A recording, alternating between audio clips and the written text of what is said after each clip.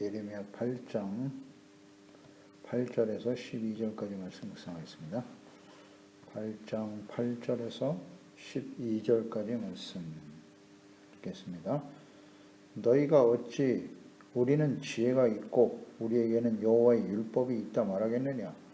참으로 서기관의 거짓의 붓이 거짓되게 하였나니 지혜롭다 하는 자들은 부끄러움을 당하며 두려워 떨다가 잡히리라.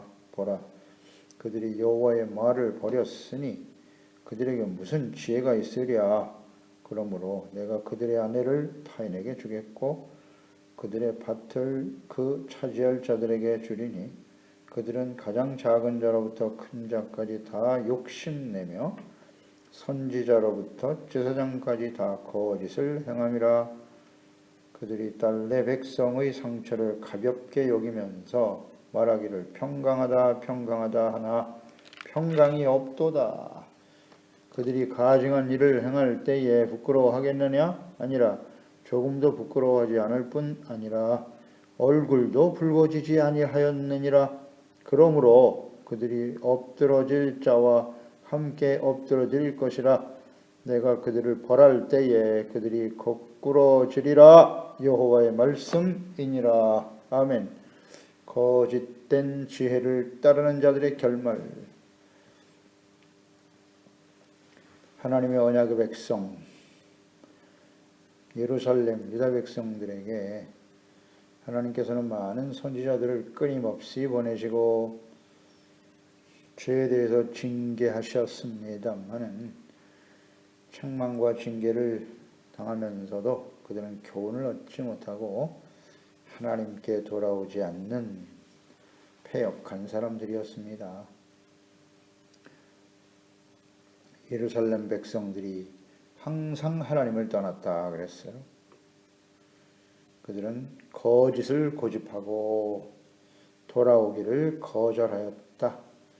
하나님께서는 철새들도 때가 되면 자기가 있던 곳으로 돌아오는데 어찌 하나님의 백성들은 하나님의 여호와의 규례를 알지 못하는도다 탄식하고 계시죠. 거짓이 문제입니다. 거짓을 고집하고 그러면 그 거짓의 원인은 무엇인가? 원인은 무엇인가?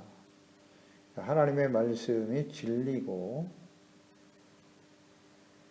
보내신 자 예수 그리스도 그분이 진리고 그 예수님을 통해서 전해주신 모든 말씀이 진리의 말씀인데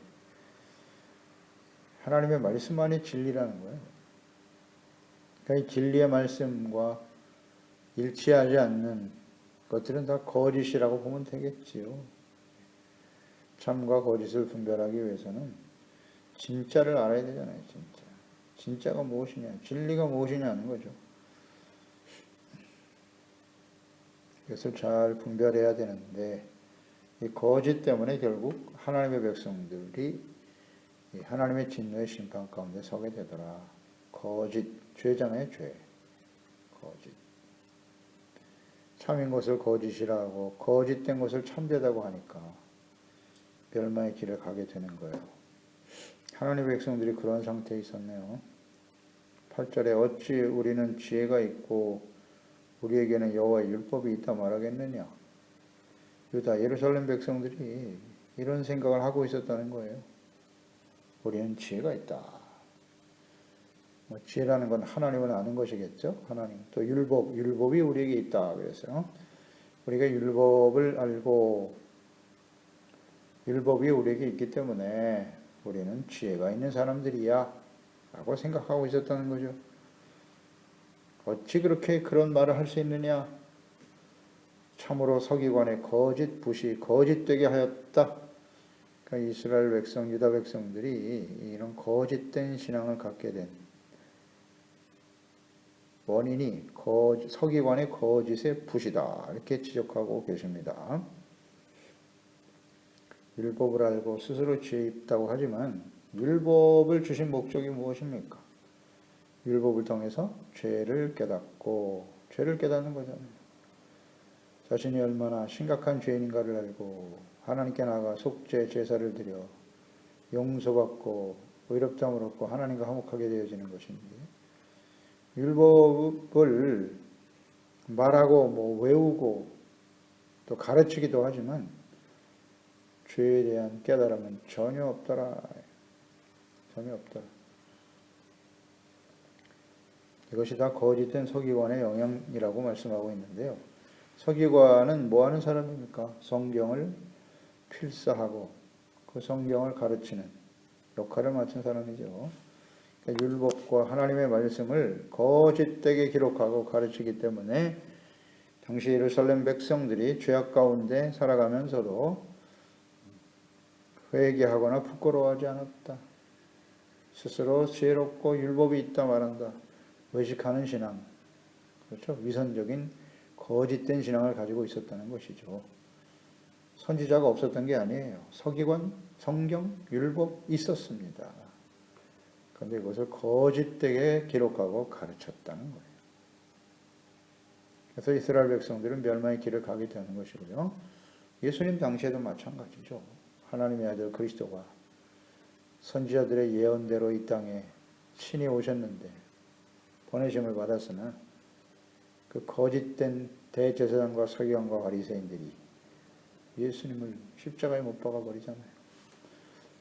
이 거짓을 따르는 이 거짓된 종교인들 때문에 이들은 그냥 종교인이죠.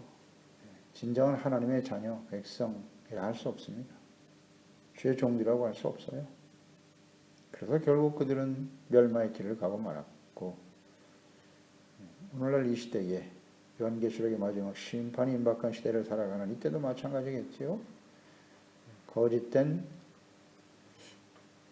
목사들, 거짓 이단들, 그들로 인해서 하나님의 자녀와 백성들이 거짓을 고집하며 진심으로 하나님께 돌아오기를, 말씀으로 돌아오기를 거부하고 있는 것이죠.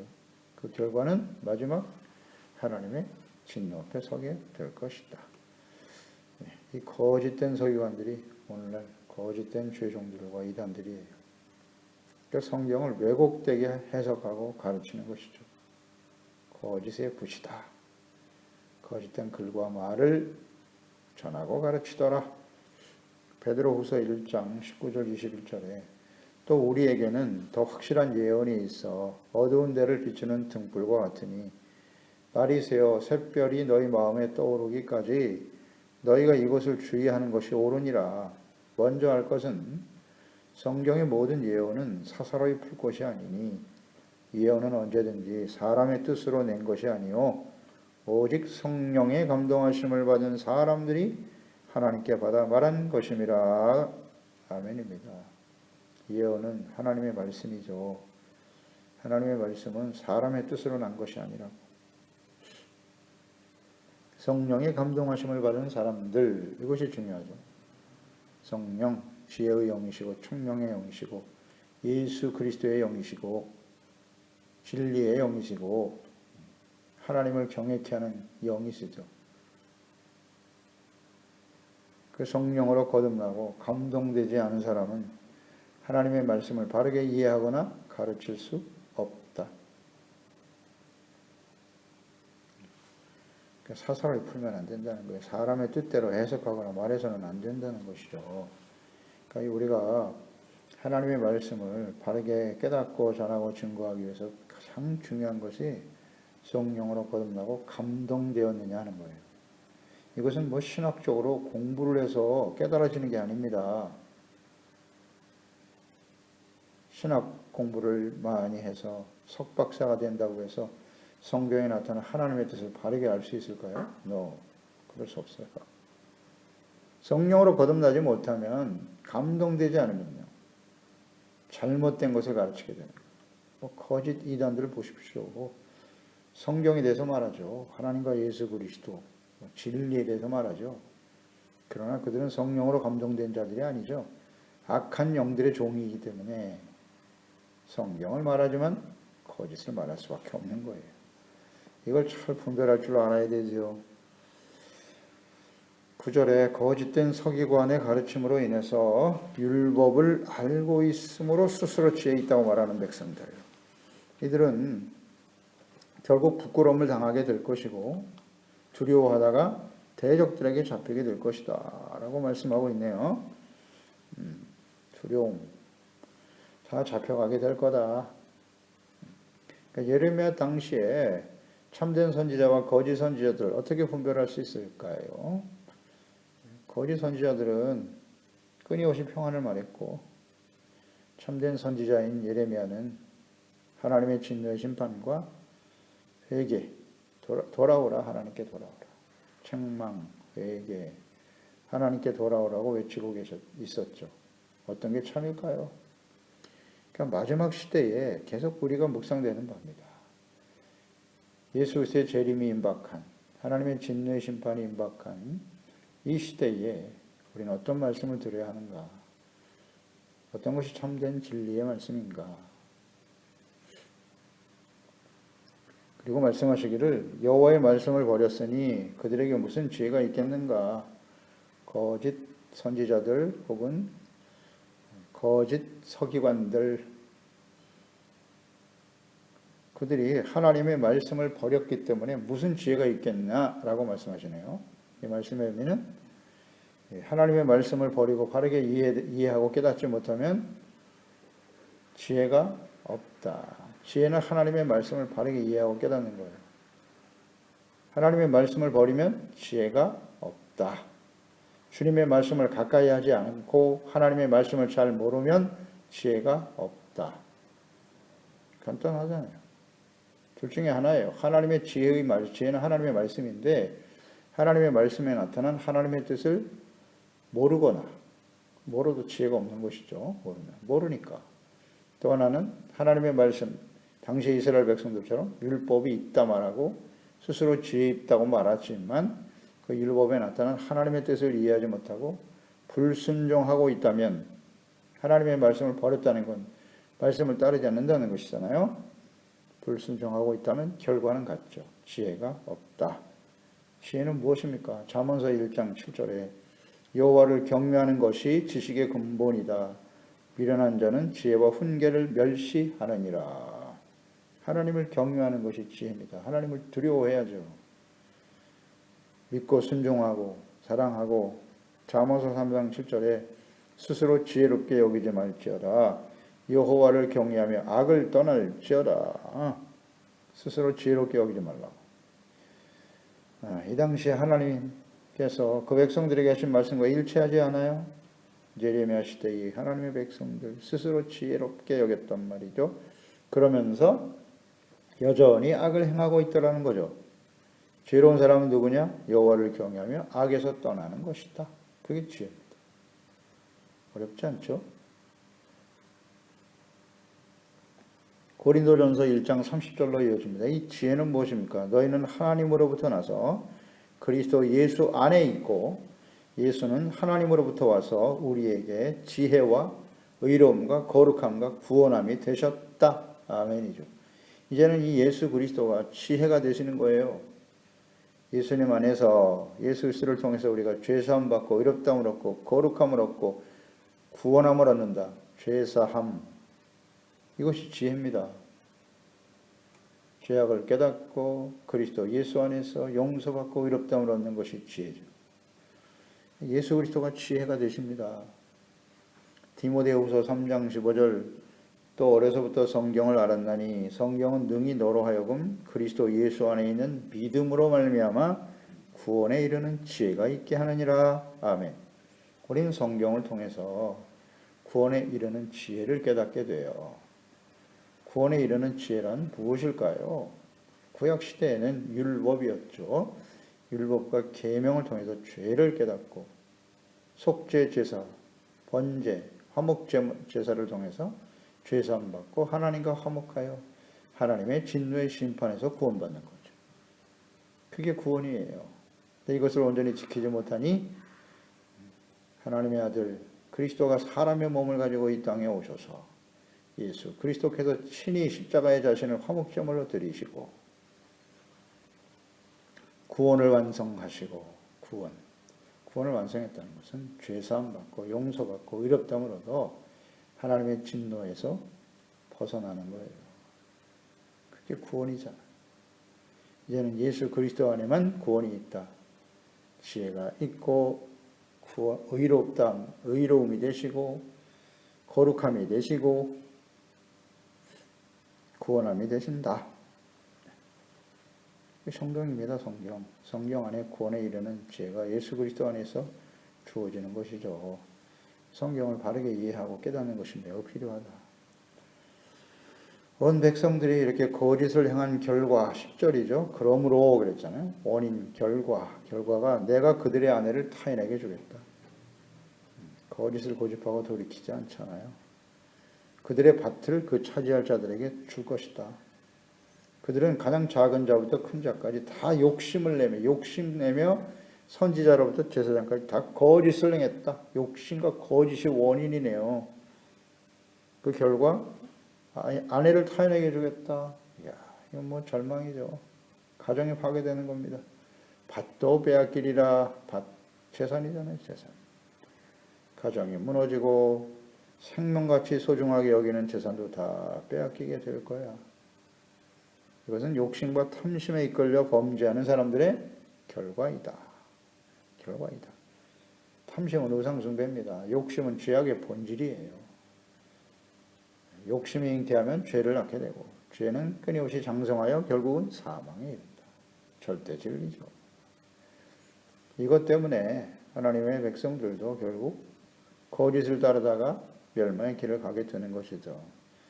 그러니까 이들이 가정과 재산을 다 빼앗기는 결과를 맞이하게 된 중요한 원인은 작은 자로부터 큰 자까지, 그러니까 왕과 제사장, 선지자들로부터 모든 백성 어린아이들까지 모두 거짓을 행하고 있었기 때문이다. 거짓에 속아 살아가고 있다. 왕도 거짓되고 제사장, 서기관, 선지자들까지 다 거짓을만 하고 있어. 이 거짓 때문에, 이게 거짓은 사람들의 탐심과 정욕을 부추기는 거예요. 욕심과 탐심을 가지고 살아도, 그리고 그것 때문에 범죄해도 그것이 옳다고 여기는 거예요. 악을 선하다고 말하면 그게 가장 가증히 여기는 것이라 그랬지 하나님께서. 이게 거짓입니다. 불의를 행하며 살아도 재물을 얻고 더 좋은 집을 짓고 많은 아내를 거느려도 그렇게 범죄하여도 그게 복이라고 말하는 거죠. 불의와 타협하고. 그게 복이라고 말하는 게 거짓입니다. 그것 때문에 멸망의 길을 가는 거예요.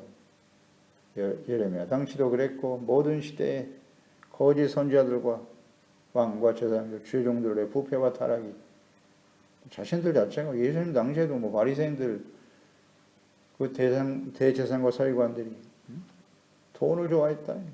욕심 때문에 성전을 강제 소굴로 만들어버리고 말이죠. 자신의 이익을 얻는 초소로 만들어버렸어요. 오늘날 이 시대의 교회 모습과 비슷하죠. 부패하고 타락한 주의 종들의 모습. 언제나 같아요. 그래서 교훈이 되는 거죠. 하나님의 말씀은 진리인 것입니다. 왕과 제사장, 선지자들의 부패와 타락. 정체성과 사명을 상실한 거죠. 교회의 존재 의미, 주의 종과 그리스도인들의 역할과 사명이 무엇인가? 정체성과 사명을 잃어버렸어요. 그저 그냥 탐심, 욕심, 더 많은 것을 소유하고 더 많은 성도들이 모이게 하고 크고 화려한 교회를 짓고 호의호식하면서 살아가는 것이 하나님의 복을 받은 것이라고 거짓을 가르치고 있잖아요. 복의 핵심은 후스티시아, 의에 있습니다. 의. 예수 그리스도를 믿고 죄사함 받고 의롭다함을 얻었다? 그걸로 끝나는 게 아니에요.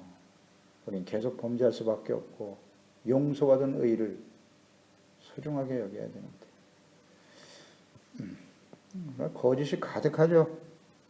우리도 이 거짓된 가르침과 주장을 좋아해요. 육체의 욕심을 따라 살고 있거든요. 다.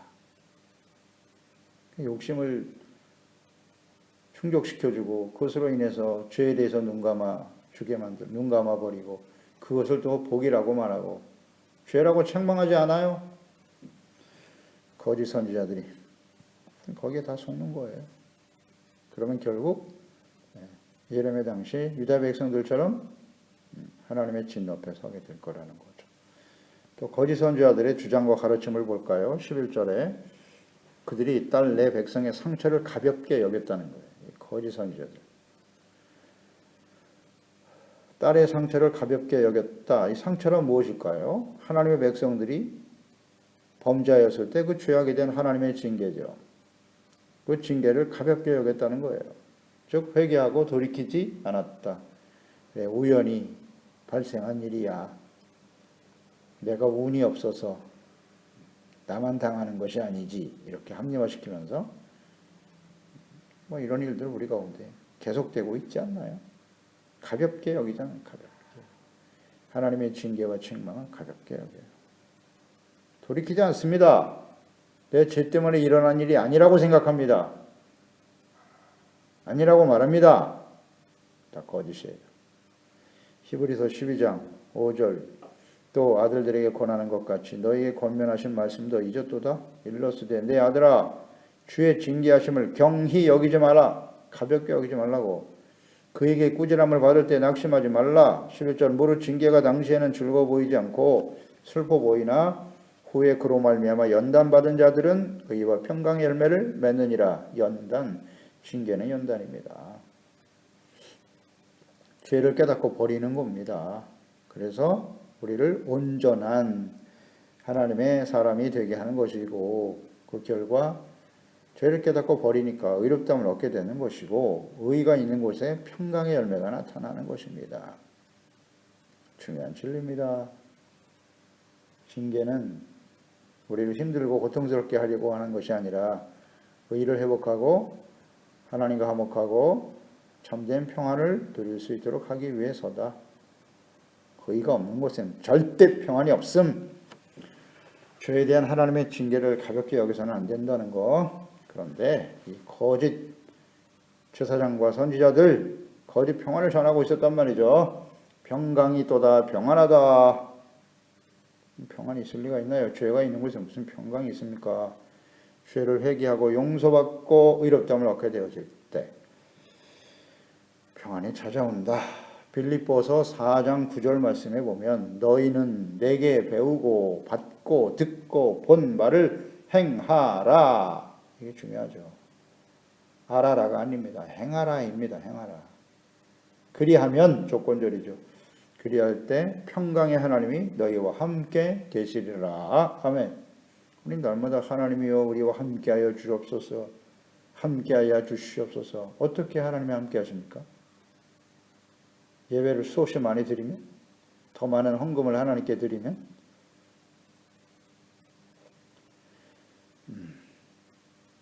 내게 배우고 받고 본 바를 행하라잖아요. 말씀을 듣고 깨달은 대로 행하는 것이 그렇지 못한 것을 깨닫고 회개하고 돌이킬 때 그리하면 평강의 하나님이 우리와 함께 계신다. 우리에게 평안을 주신다고. 어디서 평안이 오는 거예요? 더 많은 것을 소유하지 못해서? 세상에서 명예와 권력과 영화를 누리지 못해서 평안이 없는 것일까요? 재물이 없어서 평안이 없어요? 내 원하고 소원하는 대로 이루어지지 않기 때문에? 나를 힘들게 하고 고통스럽게 하는 환경이나 사람들 때문에 내가 평안이 없을까요? 아니요. 죄가 있는 곳엔 평안이 없어요. 하나님과의 관계 회복되고 평강의 하나님 우리와 함께 하시면 주님의 말씀을 듣고 지켜 순종하는 자에게 주시는 평강의 하나님이 함께 하시면요. 어떤 상황을 만나도 절대 이 평안은 빼앗기지 않아요. 이 진리 아닙니까? 다시 한번 점검해 보세요. 지금 우리가 코로나19라고 하는 경험해보지 못한 혼란과 시련 가운데 지금 살아가고 있는데요. 우리 마음속에 평안이 있습니까? 평강이 있나요? 경제적으로 점점 어려워지고 더 힘들고 어려운 미래가 예견되어졌을 때 우리 마음에 평안이 있나요? 두려움과 근심, 걱정, 염려 그 원인은 무엇일까요? 잘 깨달아야죠. 내게 배우고 받고 듣고 본 바를 행하라. 그리하면 거짓 평관을 전하는 거짓 선지자들에게 속아서 스스로 지혜 있다고 여기고 죄악을 버리지 못하고 살아가는 백성들, 그 욕심의 결과물들은 다 대적에게 빼앗기게 된다는 거예요. 빼앗기게 된다. 왜? 그들이 하나님의 언약의 백성이기 때문이에요. 하나님이 없는 사람들은 그 욕심으로 인해서 모든 것을 소유하고 누리며 살아갈 수 있어요. 그러다가 결국 영원한 멸망에 떨어질 수밖에 없겠지만 말이죠. 그것을 부러워합니까? 그들의 삶을 본받고 따라야 할까요? 빼앗기는 것이 은혜입니다. 욕심의 결과는 이렇게 하나님 앞에서 빼앗기는 것이 은혜예요. 사라지는 것이 은혜입니다. 그래야 온전한 모습으로 눈에 보이는 썩어져 버릴 세상의 재물보다 영원한 영광의 하나님과 함께 우리의 영혼이 구원받아 주님과 함께 동행하며 하나님 앞에 서는 것이 훨씬 더 가치 있고 중요한 문제이기 때문에 육의 생각은 사망입니다. 영의 생각은 생명과 평안이니라. 아멘. 생명보다 귀한 것이 어디 있습니까? 영원한 생명. 12절 그들이 가증한 일을 행할 때에 부끄러워하였느냐? 하나님이 그들을 너무나 잘 알고 계세요. 아니라 조금 더 부끄러워하지 않았다. 그렇게 하나님 앞에서 악을 행하면서도 부끄러워할 줄 몰라 얼굴도 붉어지지 아니하였느니라. 아주 뻔뻔하죠. 뻔뻔해요. 악을 행하면서. 그러므로 결과 그들이 엎드러질 자와 함께 엎드러질 것이다. 내가 그들을 벌할 때 그들이 거꾸로 지리라. 아멘. 죄를 지고도 이렇게 부끄러워할 줄 모르는 백성들, 양심이 화인 맞았다는 거거든요. 하나님의 말씀으로 끊임없이 죄를 지적해주고 책망해주지만 부끄러운 줄 몰라 너무나 당연하다고 여기는 거죠. 이러한 백성들은 하나님 앞에 거꾸러질 것이다. 중요한 진리의 말씀, 하나님의 말씀입니다. 과거에만 그랬을까요? 아니요. 모든 시대에 하나님의 백성들이 왜 거꾸러집니까? 왜 이방인들에게 짓밟혀요? 그 죄를 짓고 범죄하고 악을 행하면서도 부끄러워할 줄 모른다. 오늘날 이 시대에 우리 그리스도인들, 우리들의 모습 아닌가요? 사람들이 보아도 다 알고 그들의 악행에 대해서 책망하고 말이죠. 조롱하고 멸시를 당하고 있으면서도 그 부끄러운 줄 몰라. 부끄러운 줄 몰라요.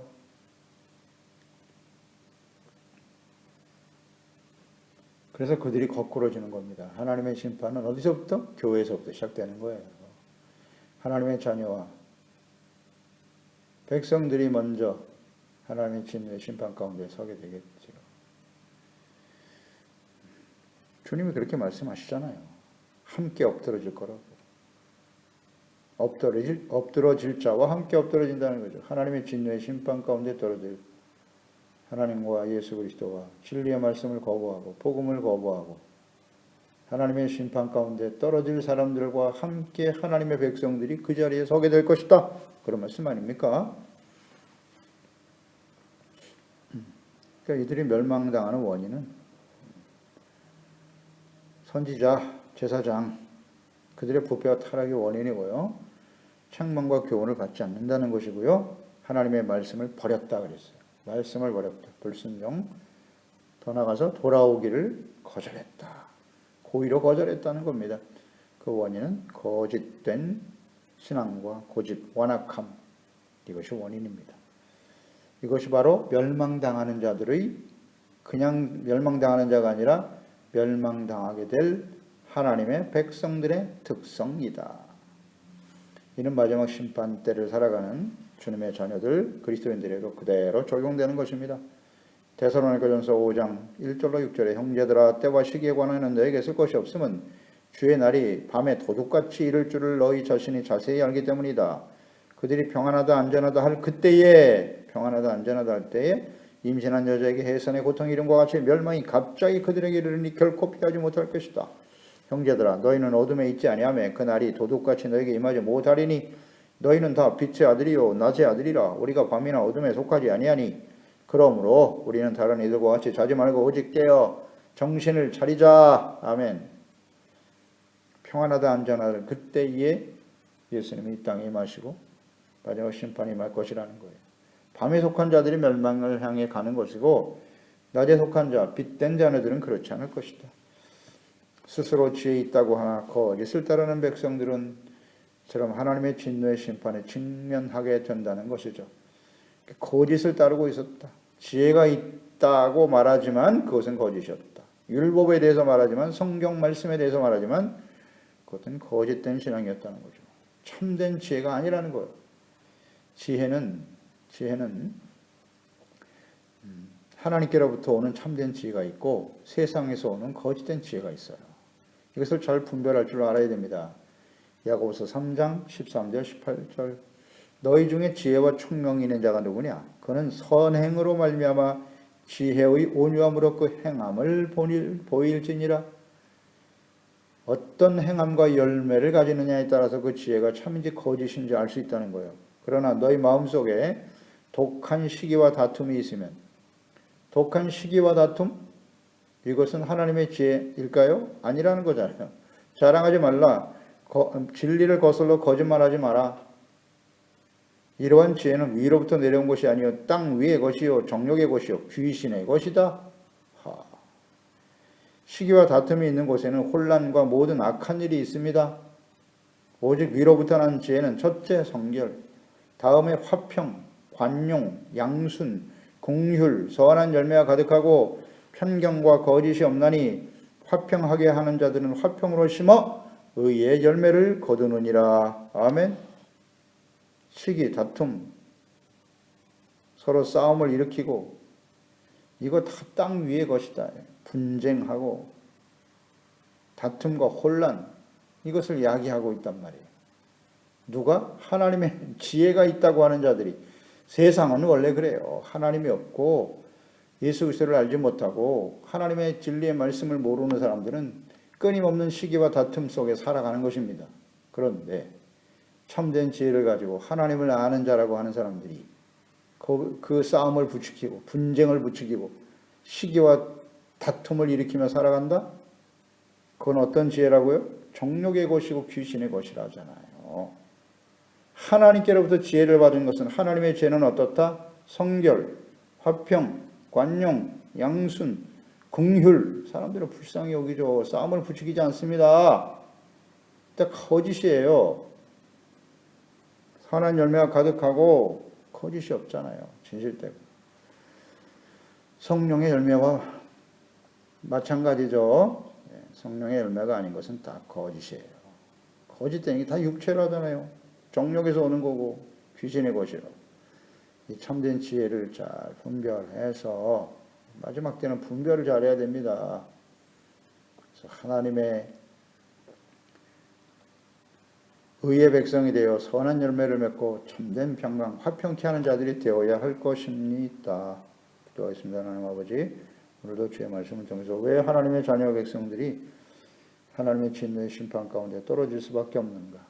그 욕심과 탐심에 이끌려 살아왔던 삶이 결국 아내, 밭과 재산, 그 모든 것을 다 잃게 된다, 빼앗기게 되고 멸망당하는 자들과 같이 하나님이 없는 이방인들과 같이 하나님의 진노의 심판 가운데 떨어지게 될 것이다.